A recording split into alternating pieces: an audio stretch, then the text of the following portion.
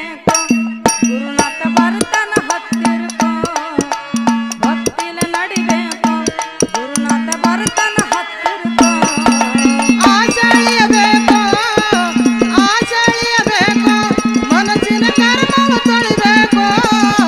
ಭಕ್ತಿನ ನಡಿಬೇಕು ಗುರುನಾಥ ಬರ್ತಾನ ಹತ್ತಿರಕೋ ಭಕ್ತಿನ ನಡಿಬೇಕು ಗುರುನಾಥ ಬರ್ತಾನ ಹತ್ತಿರಕೋ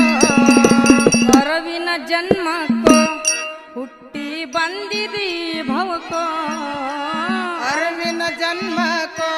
ಹುಟ್ಟಿ ಬಂದಿದಿ ಭವಕೋ ಅರವಿನ ಜನ್ಮಕ್ಕೋ